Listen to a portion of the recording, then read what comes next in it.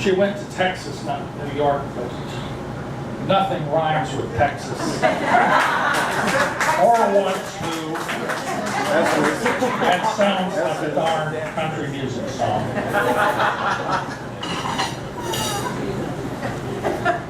But you get small comforts in times like that, like the ceiling fan. It's brass, glass, and air and light in the center of an open world. Comfort me, an island in this summer night. As you see, some of these are short. And then there's one about my night companion, which is still around. Its voices come to me at times with music in the night. There's sometimes sage advice and often entertainment. But always it's there in the darkness. Its solid weight and voracious sound, reminding me of where I'm from and to where that I must go. It keeps the too soon dreams at bay and slows the speed of my racing mind, then mutters me to sleep. It's my father's radio.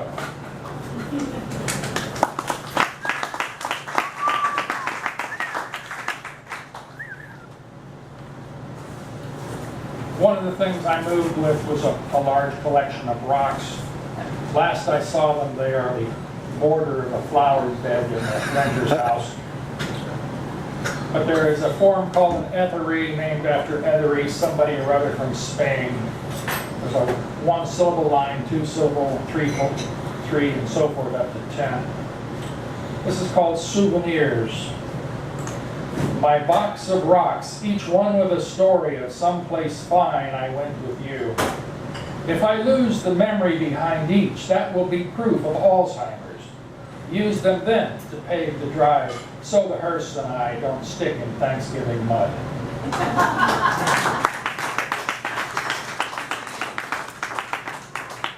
But all bad things can come to an end. This is called Chance Reunion. After 15 years, we met again. On a bench under the willows in the park, we told each other of our lives, of children, tears, and lovers, and the apple that you gave me was pared to the core.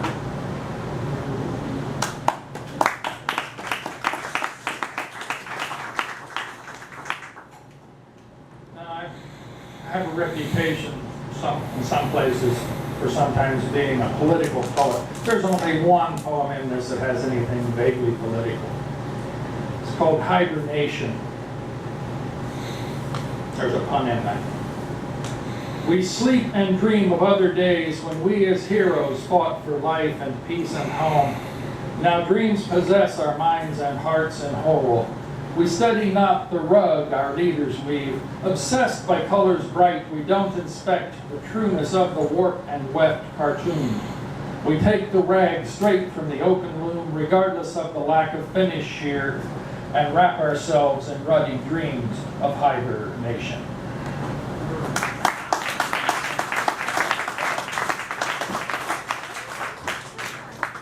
This next poem is what gave the book its title, Pentimento being a painting that is, in which the layer of paint is flaking off, revealing what lies beneath.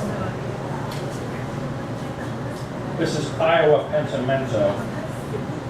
Pentimento brick walls on the town square advertise changes in the lives and times like elders' lined faces and work-gnarled hands.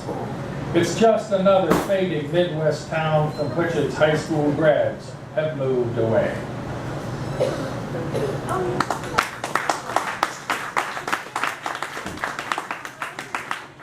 As you can tell, I have an opinion about the economic de-development of that area. It is it's a hard area to make a living. A minimum wage is still looked at by a lot of people as it's better than nothing. For example, there you can rent a 4-bedroom house for $200.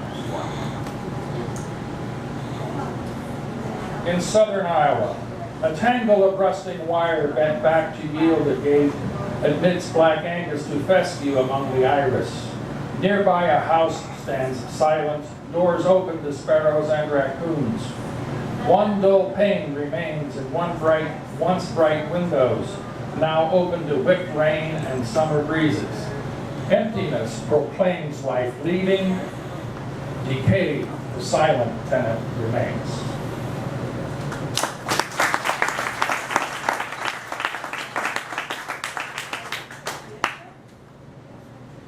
The next to the last line of this, or last poem of this set, reflects my profession as an ecologist. We were always studying what happens when farmers leave the field. What happens? Does the prairie return? Yeah. This is called Changing Lines. Rusting wire in loose rolls entangles asters and sunflowers, marking the release of boundaries. Only a dry line of hedge posts lies with tall blue stems on the hill, erasing the dreams of cultivation. Declining lines mark the prairie advance.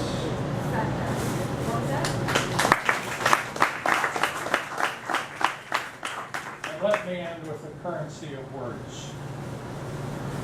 Poets spend their lives in varied currency, some notes of which find worth greater than their weight in gold, despite the numbers of their press run and get widest circulation.